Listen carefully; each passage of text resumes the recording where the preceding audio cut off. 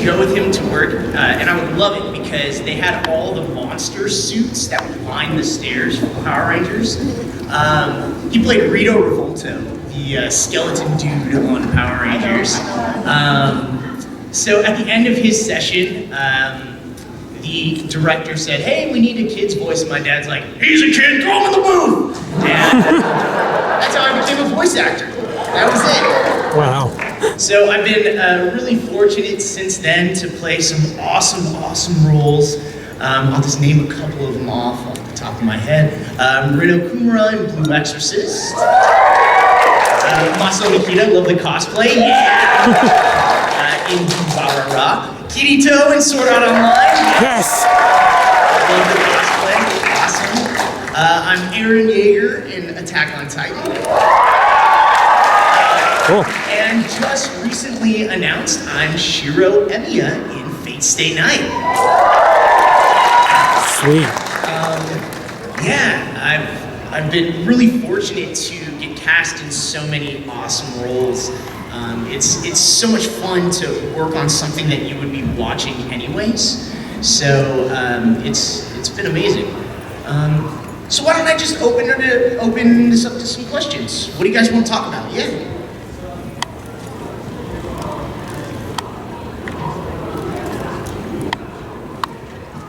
I like Jackass. I mean, I guess I'm not that deep when it comes to comedy, like silly jokes or people like, I don't know, running into stuff or shopping carting, like I think that's fun. And Josh just goes, "I'm not gonna tell you now." So I went back and watched it that night, and I was just like, wait. Then I watched it again, and I was like, no! No! And then it just ends! So it was so tempting at that point to pick up the manga, but I've avoided it. So nobody spoil anything for me. I'm staying with the story of the anime. Every time I talk to people who've read the manga, they're just like, "You know nothing about this story." And they're right. I have no idea what's going on in the world of Attack on Titan. So very excited for season 2. I mean, they said 2016, but they don't tell voice actors anything. So I have no idea. I did see the Attack on Titan movie recently. The live action movie, yes. I was at the world premiere, and it was awesome. It was really awesome. Very different than the anime, you know, a different take on the story, but an amazing film, so go see that. Worth a watch. Yeah. Okay, how's it going, Bryce? Before I ask my question, I thought you'd like to know that this man on call and everyone else in the Iron Cadet Corps all says hi. Oh, you're Keith. That's right. Yes! Oh man! So Keith is from the Einkrad Cadet Corps. They are a fan group of mine, and they're just amazing. Just amazing. So thank you so much for coming, Keith. It's so nice to finally meet you. We've been talking online and stuff, but we have never run into each other. Oh, you guys are awesome. You guys are awesome. I just have to say, whenever I see something from you guys, it just brings like a huge smile to my face. So I just want to say thank you to you guys. Appreciate all the support.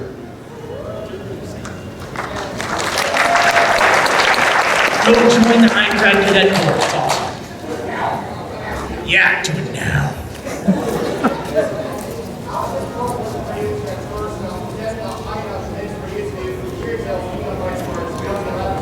Okay, so the question was, how difficult was it for me to be a girl? So, coming up, being raised in a voice actor family, I wasn't traditionally trained as a voice actor. Part of what I did to train was prank call people. So, I was that kid in middle school who would call girls in my class as their friends. So, I'm very accustomed to putting on a female voice. And when I saw that Kirito was going to be a girl in Gun Gale, or have a female avatar in Gun Gale, I was so excited. Like, that's my dream role. I'm serious here. I was recording another show as Alex Von David, the writer and director for Sword Art Online, was working on Madoka Magica. And that's a magical girl show that's pretty deep and dark and awesome. So I walked up to him like, hey man, what are you working on? He's like, oh, Monica Magica. It's this magical girl show. And I'm like, I want to be a magical girl. And he looked over to Hiroe, the producer, and he goes, and she goes, so I was not allowed to be a magical girl until Kirito. So yeah, I put on the female voice and pink sparkles just appeared behind me. It's amazing. So it didn't feel like it was that difficult. The challenge with playing Kirito in GGO is it's really three different voices that I had to do. I mean, Kirito's normal speaking voice, which was still inside his head. Then him a little bit feminine because as the avatar, he was just slightly pitched. And then him going full on girl mode and playing it up. So those were three very different voices. And we watched the show very closely. Alex is very careful about where he puts you in a scene. So he was very specific on which level of female I was during that show. Okay, I'll keep moving around. Yeah. Have you ever noticed that a lot of your characters have kind of the same show? Like creating narratives based on I mean, they're similar in that they're 15-year-olds or 16-year-olds, like they're in that young hero range. And I mean, I think I've sort of fallen into that because my voice hasn't changed since middle school.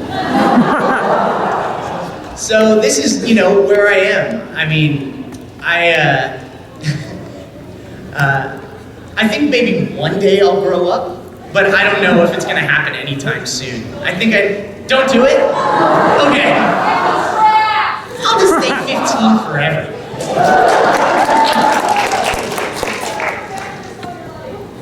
What was that?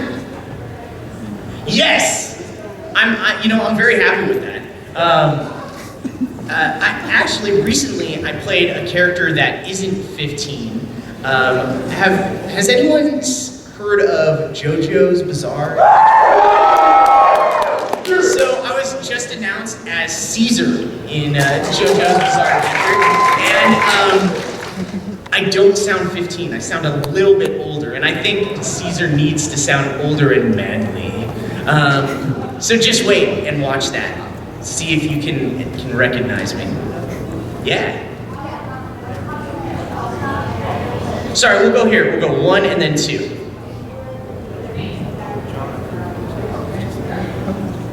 So, okay, if I was in the Attack on Titan world, which regiment would I choose and why? I would probably be one of the people that dies before I get to choose a regiment. like one of those people walking on the street like, what's that? But if I made it far enough to be in a regiment, probably the military police, so I can hide and not be near those creepy Titans. See, in all honesty, who would join the Scouts? Like, you're gonna die for sure. I'm ready to die! Yeah! I mean, those Titans would not be fun to tangle with. Wait, were you doing Derpy Titan? You're like, they're awesome! I call that guy Derpy Titan, like the guy who's trying to touch his elbows behind his back. He's my favorite Titan. I ship him with every character in the show. No way, everyone's like, no, how could you say it? Silica? Just throw out any girl's name and it would work out. No, but I think Kirito and Asuna are the right match. One thing in season 1 that I really loved was that even though these characters are in this virtual environment, the love that they create is very real. And I love what Alex Von David was the director. I mentioned his name before. I love his directing style. He pushed Jeremy and I to perform the scenes in the cabin like it wasn't anime, like it was real life. And what's interesting about that is Jeremy and I had never even met each other. I think I was recording that scene, like the very intimate cabin scene, And I walked out, and she was walking in to record it, and was like, "Oh, hey, I'm Bryce." She's like, "Oh, I'm Sherry, I'm Austin. Nice to meet you, see ya." And that was it. And then you watch it back, and it sounds like, it's a real relationship. And it was all based on Alex's idea for that scene and the way he pushed us to deliver the lines. You guys know that when we're recording anime, we're not in the same room together, right?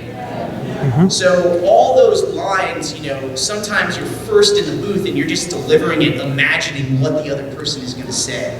So it's just a challenge of the job, but it works out. It works out. A lot of the time it works out great. Sometimes you can tell if a job has been rushed when lines don't connect perfectly. But it's amazing when you get to work with extremely talented people like Alex, who care so much about the project and really do it right. Yeah, well, I'll keep moving back this way. So yeah.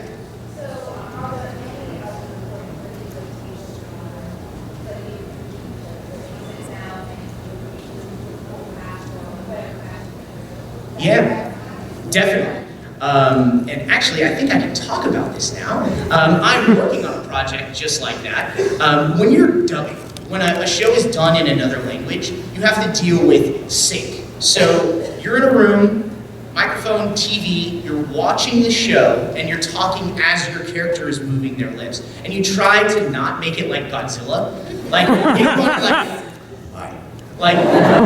you want to try to make it fit perfectly. When you're doing prelay, that means you record everything together as a group and they animate to you. So, pretty sure I can talk about this.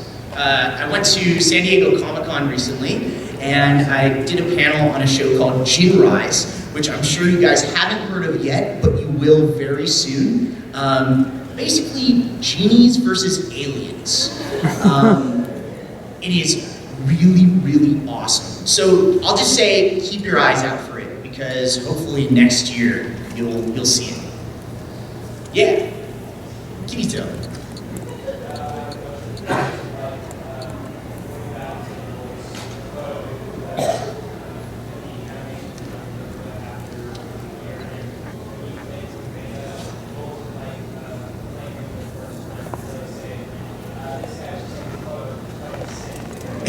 Yeah, so the question was, what was it like coming back and playing Nagi after being away from that show for Danganronpa for a little while, and then how was it playing Komeda? So Nagito is insane, and that's pretty much what they said when I walked in the booth. You're gonna be a little crazy right now. I looked at him almost like the Joker. Like, he has these just insane laughs. Yeah, it's so much fun. And I got really lucky, actually, to work on Danganronpa the animation.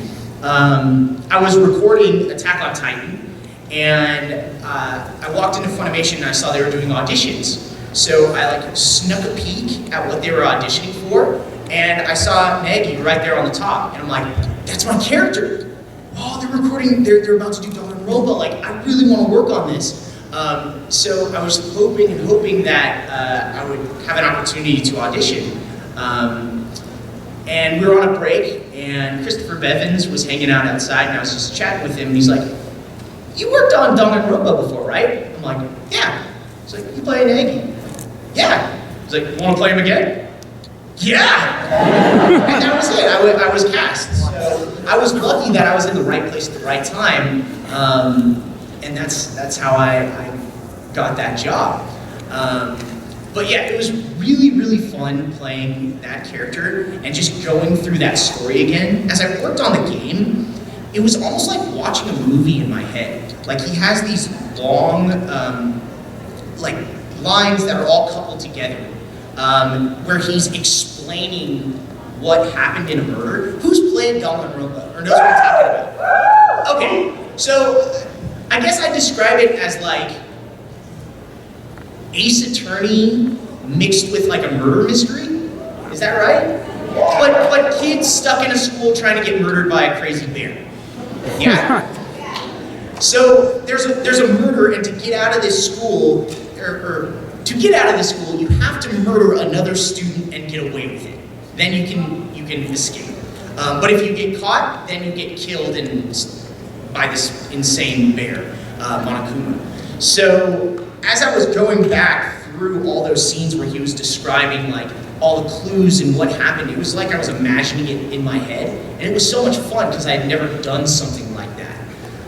So it was like watching a movie in my head, and going back and seeing the animation and actually being able to visually see those things was just fun. So I can't wait for that to come out. Sometime soon, I hope. Yeah, we'll keep going back. Yeah. So who would win in a fight, in a straight up fight? Eren Yeager or Kirito? Okay, everyone's like, come on. But wait, I have a question for you. Where is this fight taking place? Is it inside a video game, or is it just in the real world? Because if it's in the real world, Kirito's gonna get smashed in like 2 seconds. He's just a game, he's just like a little gamer. CGI, like a CGI virtual world with only mountains and grass and flowers. In a game, Kirito wins every time. And here's why. Because he's cheating.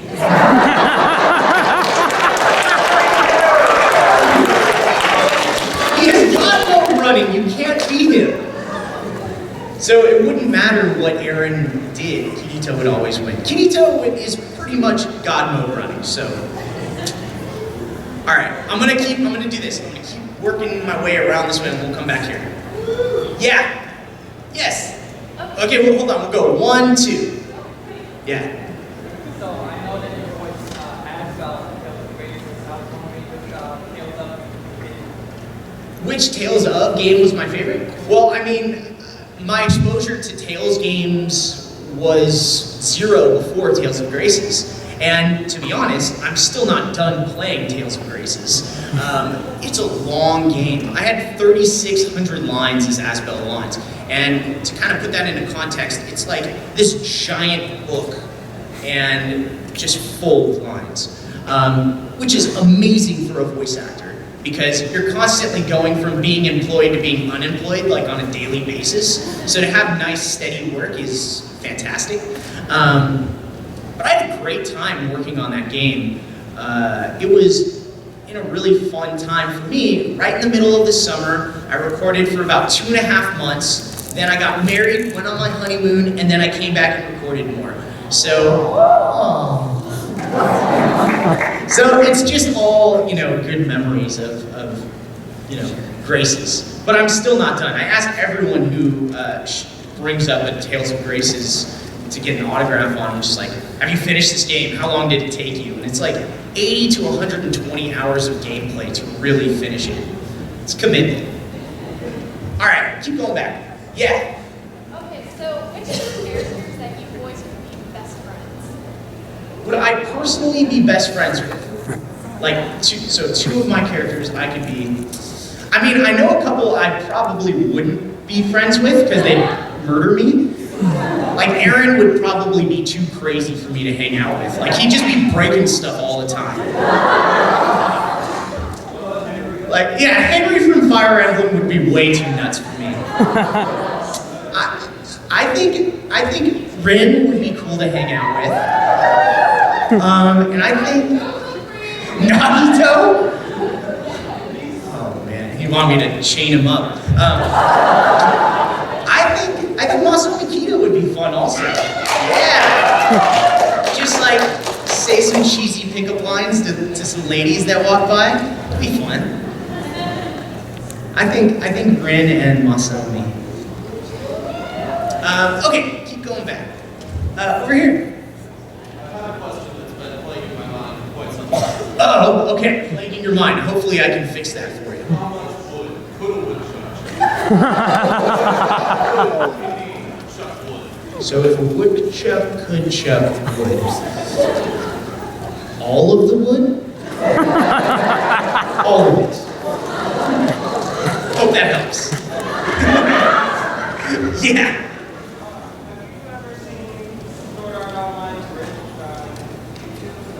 Okay, I haven't watched the SAO bridge, but I did watch the Attack on Titan bridge. And, okay, Team 4 Stars, people kept coming up to me like, have you seen Attack on Titan Abridged? Have you seen it? And finally I'm just like, I'm watching it on a panel. So at the end of a panel, we watch the entire thing, and it's hilarious.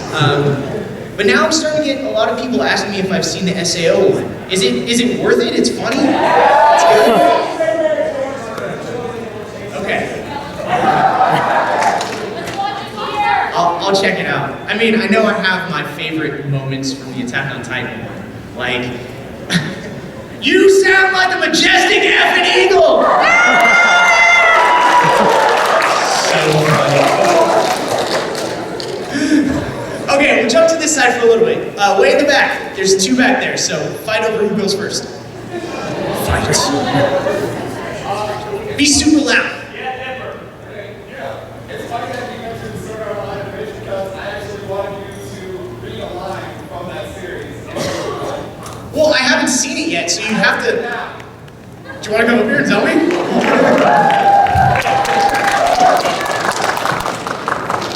Alright, you're going to have to direct me, because I haven't seen it.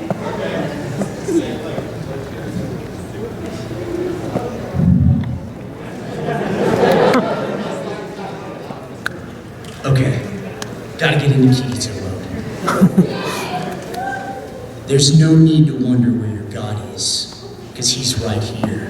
And he's fresh out of mercy.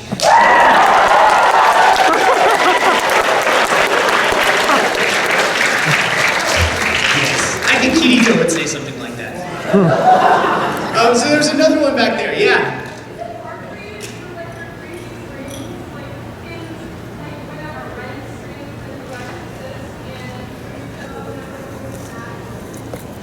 So that's something that's been happening a lot. I've been getting cast as characters that just scream instead of talk.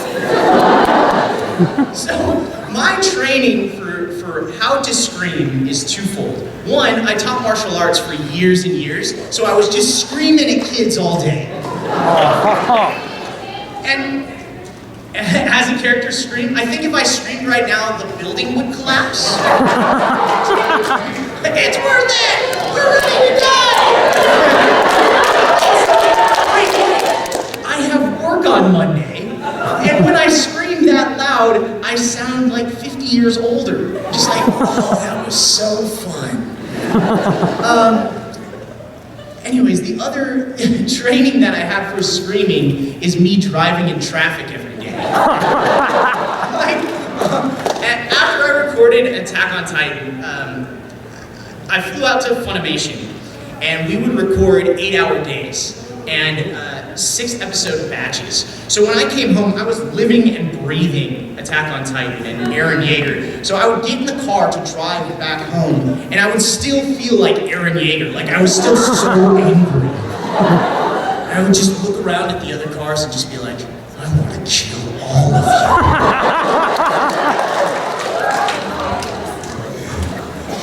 But screaming, I mean, at that intensity, there is no sort of preparation. What we would do for Sword Art is we would save the last 15 minutes of every recording session just to scream. And it really saved me. I mean, if I was to do those intense screams in the middle of a session, it just wouldn't sound right after. So there's nothing you can do to protect your voice screaming that loud. You just kind of go for it and hope it sounds great. I'm really happy with the way it sounds. It's, you know, all those screams that I've done, worth it, totally worth it. Okay, in the sort of middle of this row, we'll kind of like go, there's a bunch of questions right there, we'll go like across this way. So yeah. All I can see is blonde hair. Cool, Naruto, hi. Last year I went on a journey that my friend worked upon me. That journey was green.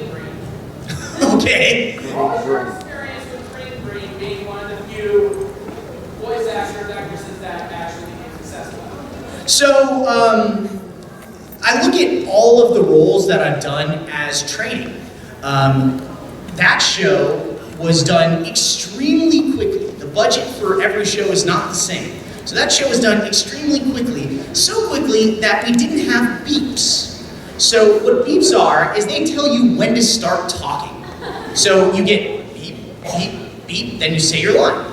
Well, if you don't have beeps, it's tough to know when your line's gonna come up. The only way you can know is by reading the time code. What time code is a bunch of numbers at the top of the screen or the bottom of the screen that coordinate with your lines. So you're looking at the script, trying to memorize your line, trying to memorize the time code, then watching the time code and watching your character talk at the same time. It's really, really tough. But going from that and learning how to voice act that way was the best training ever. So, you know, Green might not be a Sword Art Online or an Attack on Titan, but it absolutely trained me to work in this industry. So, whatever happened then at that point in my career, that was great. I mean, I'm happy with the work I did. That was the level I was at. And I always try to grow as an actor. And I think that's something important for anyone who wants to be an actor, is to always improve and always grow and build on what you have. So I've definitely grown a lot since then. But I'm sorry, that journey was forced upon you, I guess. Seriously, those three guys that were in the Biscay's friend, the three perverts, they were suffering. I can't remember how long ago I recorded that, but I was definitely in my teens. It was quite a while ago. Yeah. Move over and then we'll kind of move this way.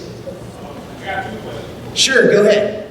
So, out of all the characters, like Rin, Aaron, they got anger issues, yell a lot, and kind of impulsive. Yes.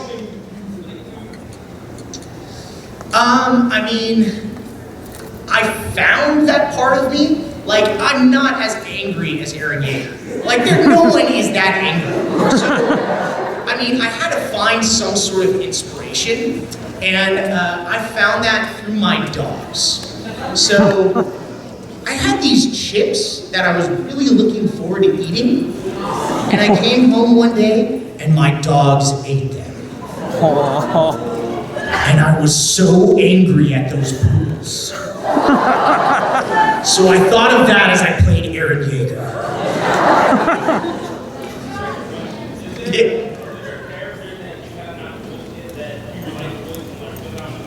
Yeah, all of them. Look, you can't choose your roles as a voice actor. It's impossible to know where you're gonna end up. The most of my job is auditioning, and it's really, really tough. You audition, you don't hear anything back. You audition, you don't hear anything back. It's just a numbers game. And I tell people if they book 1 out of 100 auditions, they're doing extremely well in this industry. So I have no idea what characters I'm gonna play. I'm just excited to be able to work in this industry and hope that I keep playing cool roles like I've been fortunate enough to get now. So I can't attach myself to any one character or I'd be heartbroken. Really, when I audition, I give it everything I got for that moment in time, and then I forget I even auditioned for the role. And when I get a part, it's a celebration every single time. Like, after I booked Sword Art Online, I listened to the opening theme probably 100 times. And I was just like rocking out. Same thing with Attack on Titan. Like, I was just like rocking out like the whole time. So I tend to do that with every show I book. Because I know how difficult it is to get this kind of work. Okay, we'll keep going over and then we'll move forward. Yeah. Hey, Bryce, what's up? With a Y or an I? With a Y, there's not too many of us. Yeah.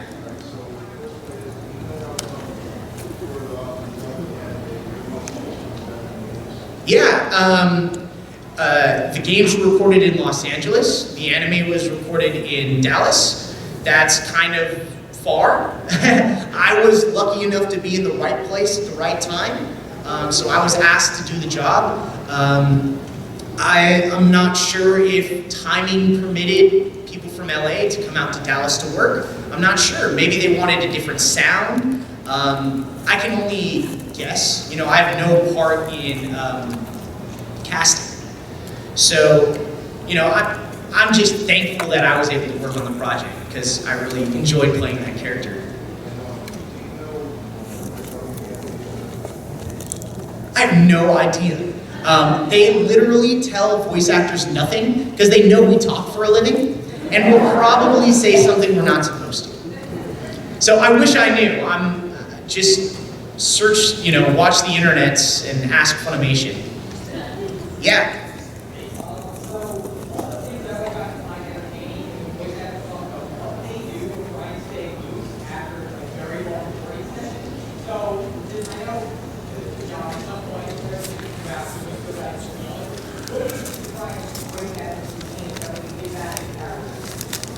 So like if I have a really long session, like what I'll do, I'll like stretch in the booth, I'll like shake things out. Nothing, like I don't have any like weird warm-ups or weird things like that. Like I'll drink tea. I can tell you something that's not good to do. A little story from when I recorded Attack on Titan, and I learned a very valuable lesson. So we were towards the end of the series. There's this one moment where this pole goes through Aaron's shoulder, and obviously, Aaron Yeager's not going to pull something out this way. He's going to go all the way through it, and he lets out this ridiculously loud scream. So we get to that moment, and Mike McFarland was like, "Hey, it's about lunchtime. Let's grab some lunch." So that day we went to this place called Muya Burger. Do they have Muya Burgers here? Okay, so it's a burger joint, and being from California, I wasn't aware of how big things are in Texas. Like they're not lying about the sizes. So I ordered my burger, and then I looked at Mike and I'm like, "Hey, you want to split some sweet potato fries?" And he's like, "Sure." So I order a large sweet potato fries, which was meant for 4 people. Like literally a mountain of sweet potato fries. Wow. And we ate them all. So I get back to the booth, maybe 10 pounds heavier, and that scream is up first. So it goes beep, beep, beep.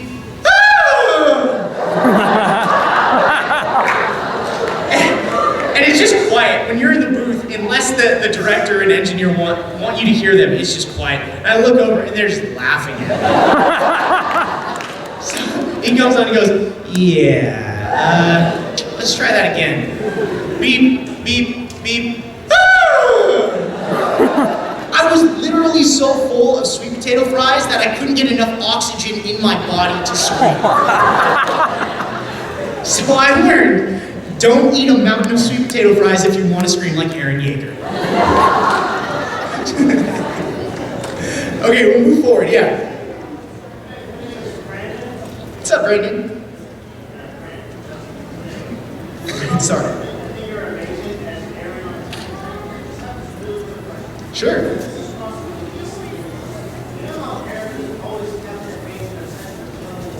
Yeah.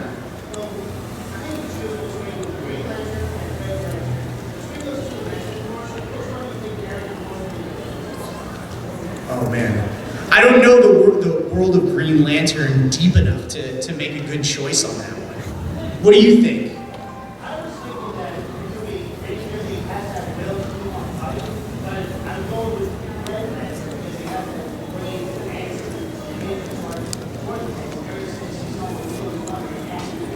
I thought you were going to say something about the Hulk.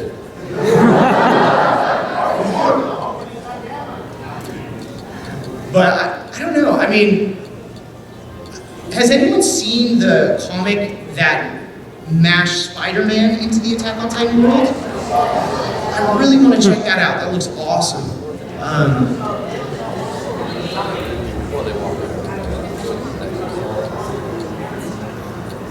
That's awesome. Okay, I gotta check that out. Okay, keep moving forward. Yeah. We'll go 1, 2.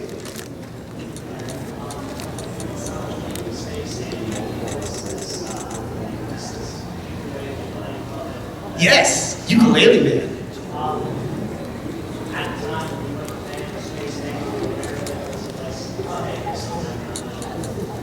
Actually, I was, again, really, really lucky to be able to work on Space Dandy. I just happened to be there recording Attack on Titan when they were recording that episode. that's what's called a simulcast dub, or a simul-dub, where it comes out very close to when it's released in Japan. I think Space Dandy actually came out in English first, which, yeah, is extremely rare. So I just happened to be in town, and that character was ready to be recorded. So I got lucky. I walked into the booth and I'm like, oh, Space Dandy, I'm gonna play some crazy, weird alien, like I'm gonna be able to do something awesome with my voice. And I walked in, I'm like, Joel, what's up, man? What kind of voice are you looking for with this guy? He's like, just be yourself. Just be yourself, a little creepy version of yourself. So there's ukulele, man. I mean, it's just kind of my own speaking voice. But I was really lucky to work on that show, and it was awesome. I love how that turned out. Do you have a favorite line, or do you want like us? Oh, is that right where that's? I think that's one of my favorite episodes. He just screams, right, and that's as he's getting favored, right? Okay, I think it's something like, the outside world is my birthright! So, right after that moment is one of my favorite scenes, like the first time everyone's seen Attack on Titan, right? First time he turns into a Titan, and he like punts the little baby one, and then he like knocks the other one down, and he's like stepping on his neck, like, and he's just like, get up, let me kill you again, and again, and again! Yeah, I like that part.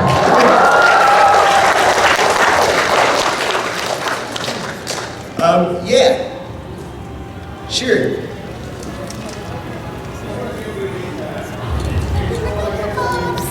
Go for it. Just to be sure I have that you are reprising your role as Chief Warrior in Royal Senate, right? I don't know.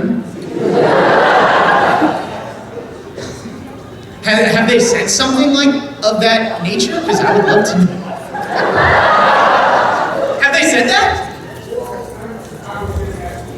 I mean, like I said, they literally tell me nothing. Like, I'll get a call like, hey, come in and work from this hour to this hour. Are you available? Yeah, what am I working on? They already hang up. So like, and sometimes, like, when I played Henry in Fire Emblem, they used a code name. So I didn't even know what I was working on. And that happens a lot of times. So it's very possible crossing my fingers, Tiz comes back, yes? Is he like a big part of I seriously do not know. No, I know about Bravely Default. Of course. I mean, I spent a good amount of time recording as Tiz in Bravely Default, but Bravely Second, I hope I get to come back.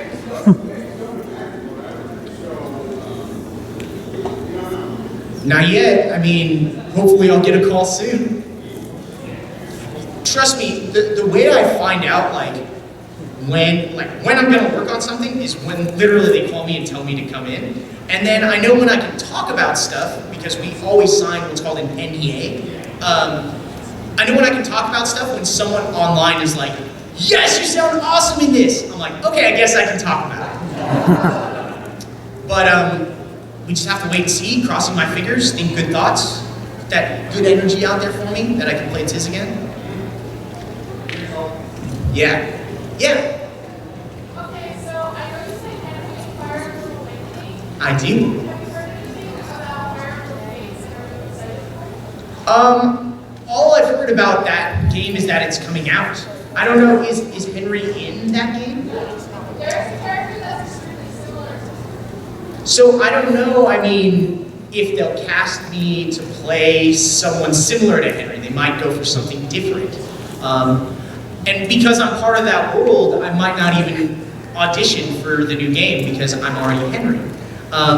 But Henry is very different than other characters I play, so maybe I'll have an opportunity to audition if they are dubbing it or working on it. Again, cross your fingers. Hopefully I'll be able to work on it, because playing Henry was really, really fun. Someone sent me this thing. It's like they took clips of Henry's voice and they made a song out of it. And it's just like him laughing, and I think it's to the Mario, like a Mario theme. And the laugh like makes all the music. It's so funny. I listened to it. It's funny. I like had to listen to it a few times. Like I was laughing. Yeah.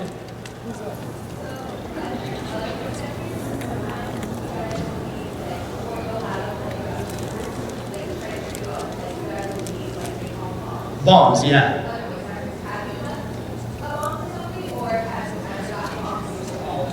Yeah, I'll tell you about one I did relatively recently. Has anyone seen A Lull in the Sea?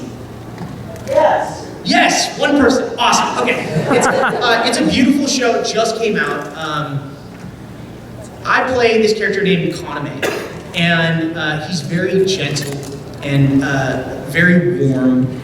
And towards the end of the series, he has this very like intimate moment with another character, played by Sarah Williams, and he says her name, and he says, I just have one thing to tell you. And then I let out the biggest F-bomb I could, like, F you! I'm sure she enjoyed that.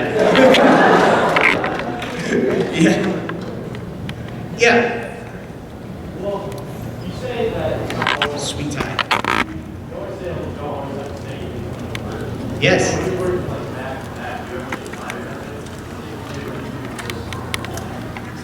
I know how difficult it is to be in that position. I still do martial arts. I train in Muay Thai. You're like, yeah, martial arts! I train in Muay Thai and Brazilian Jiu-Jitsu, and getting in the gym and hitting the bag, like that's, oh yeah, all the time, ready to go. You can look up on YouTube, this was quite a while ago that I was competing. My first passion was Muay Thai, and I thought I was going to be a professional fighter.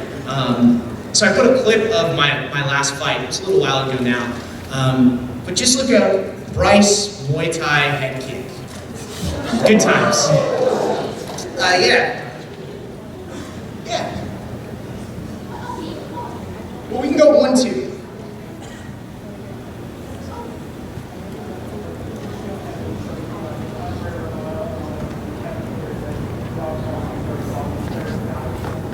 Of course, yeah. I mean, I would love to work on those kind of shows. I audition for them all the time. So I just, I'm gonna stick to it and think positive and hope that I move into that realm.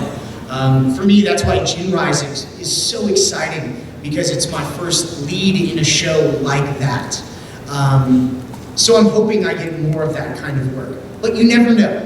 You never know where you're going to end up, and that's one of the exciting things about being an actor. One day you're out of work, the next day you have a job that's going to go for years. So, cross my fingers. Yeah.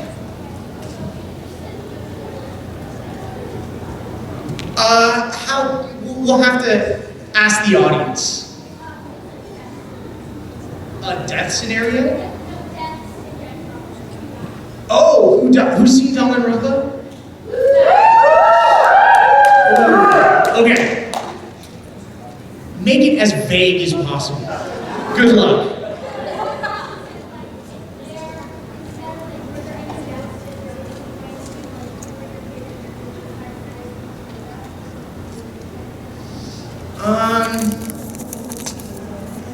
Trying to think of a death that I was really disappointed in. I really like Big Wrestler Girl.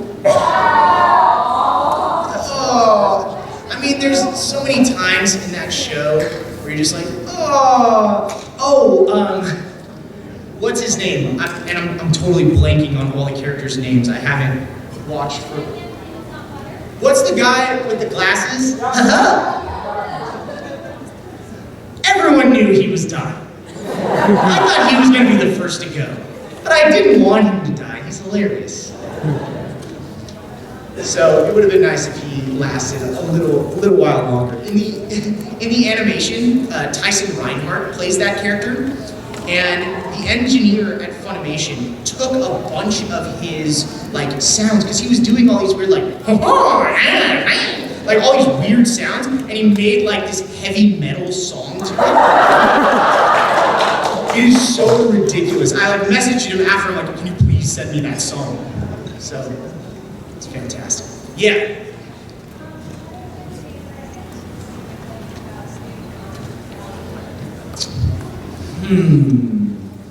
Favorite thing about Kirito? I mean, God mode is a good thing. Episode 4, where he's walking across the bridge, and all those other players were attacking him and dealing no damage. I was just like, yes, this is awesome. What I don't like about Kirito, I don't know. He's hard to hate. What do you not like about Kirito? Because he's so hot. He's too hot for his own good. Yeah. But you can't hate on him because all the ladies love him. I mean, you can't be a hater. Do you hate anything about Kirito? It's hard to hate on the guy. I mean, he is like a true hero character, so it's hard to hate on him. I like Kirito. Definitely. All right, we'll do one more on this side, then we'll jump to the other side. Yeah.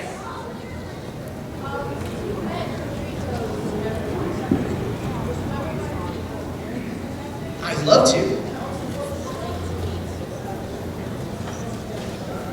Really, really cool. It's extremely rare to be able to meet a Japanese counterpart. I actually was able to meet Rin Okumura's Japanese voice actor very quickly. Another great guy. I mean, it's always difficult, like, chatting with them because they don't speak any English, I don't speak any Japanese, so we're always talking through an interpreter. But it's really interesting to get their point of view and perspective on things. And it was fun to meet him because I watch the shows in Japanese, so I'm a fan also. So it's just a cool experience for me. All right, we'll jump over here. Yeah. Another Bryce with a Y or an I? With a Y. It's really rare to meet other Bryces. Awesome. First time I ever actually spoke to that's when it first actually heard. And considering that season 2 just went out just recently, just very awesome for you. He's heard that they moved up season 2. I mean, you never know if shows are going to come back. And Masaomi was a really fun character to play. I mean, anytime you go into work and say things like, live by the booby, die by the booby. Like, so fun, so fun. So I was just excited.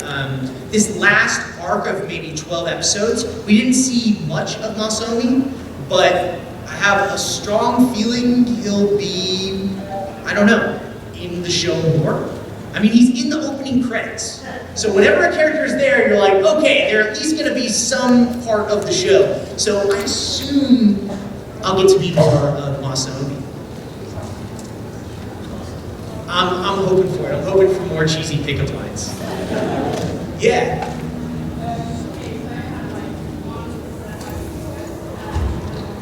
Go for it.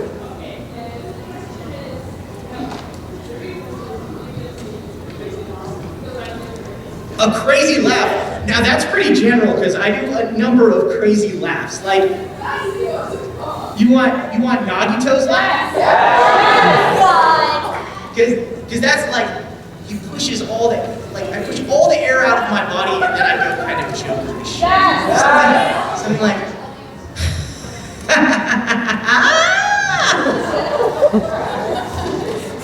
you're welcome.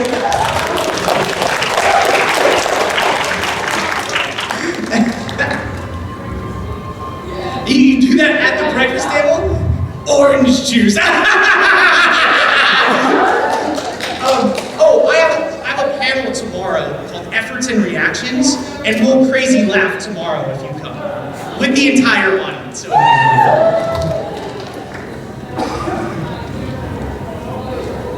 wow, awesome.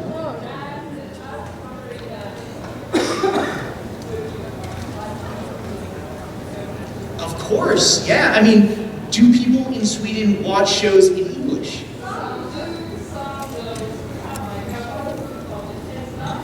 Uh-huh.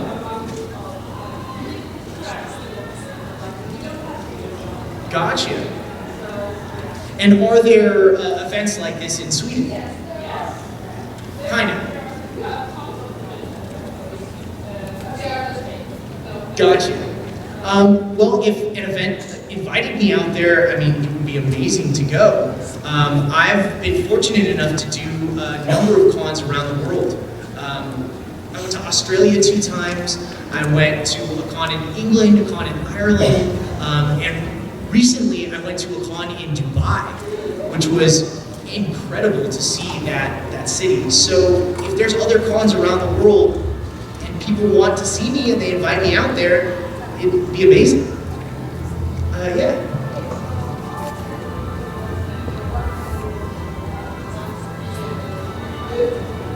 Could I be my character? I could? Okay. So then I'd want to be Kirito. Yeah! If I couldn't be my then I would not want to be in Sword Art Online. Because I would die right away. I would be Leroy Jenkins. Seriously, like, before, like, episode 1, you know, people have, like, a little bit of time to play the game right when they go in. I would die before they tell you you actually die in the game. I would just be like, Wild Pig, Leroy Jenkins! I'm just gonna jump off a cliff. Oh, I actually died? Great. Yeah. Sure. I just want to say thank you for all your hard work on Blood Lad. I love that. Yes!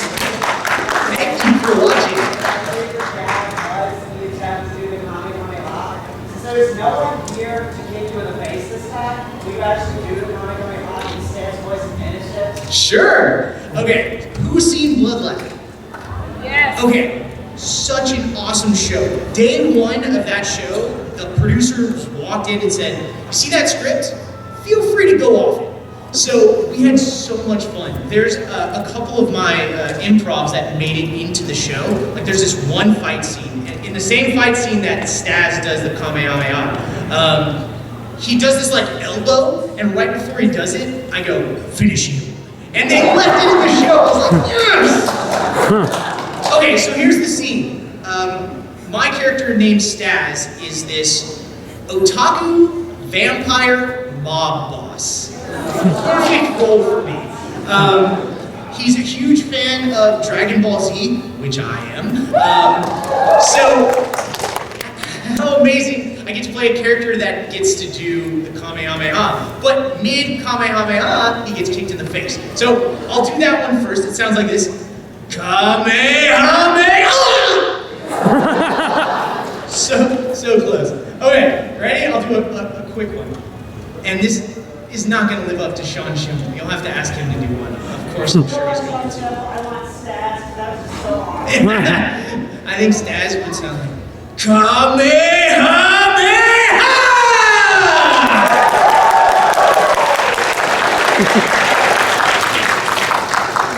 Yeah.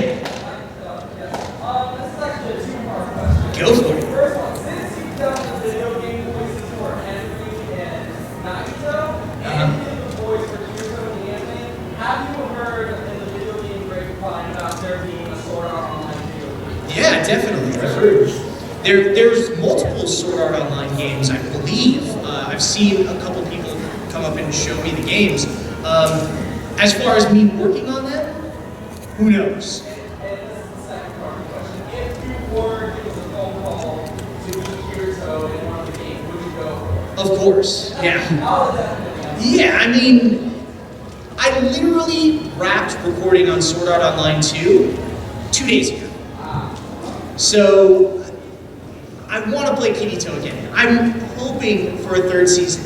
Okay, I have enough time for Two more questions? Two more questions. Okay, right here.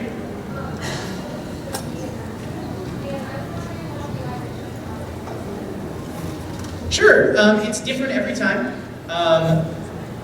One example would be you get an email with some sides that are very vague, maybe a picture of the character they want you to audition for, and you record something and MP3 it in, and that's it. So you can record at your house. Another example would be you go into a studio, they hand you sides, you go into the booth and you talk to a casting director, and they say, we're looking for a voice like this, or they say, just do what you think this character would sound like.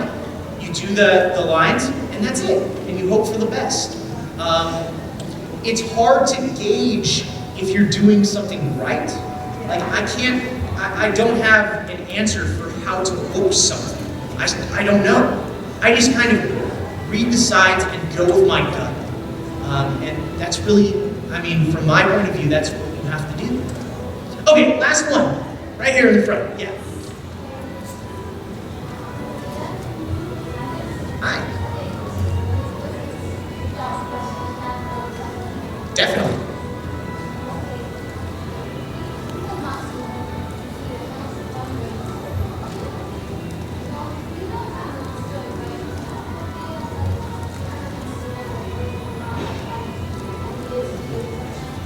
You know, when I watched, when I was recording Durarara, I had not seen it all the way through. It's actually very rare for voice actors to be able to watch a show before they work on it. Because sometimes you're just a random character in episode 25, and watching the show wouldn't really add to your performance. I didn't know who Masao Mikita was. I did not guess that he was part of the Yellow Scarves. So I was totally surprised when he does his sort of flip in the middle of the series. I was just like, what? No!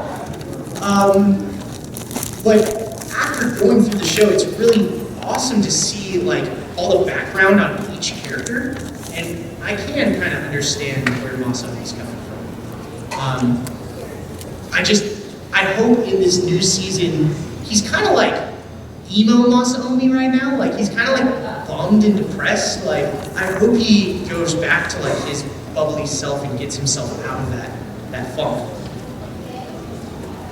And you have a request? You're prepping your cell phone?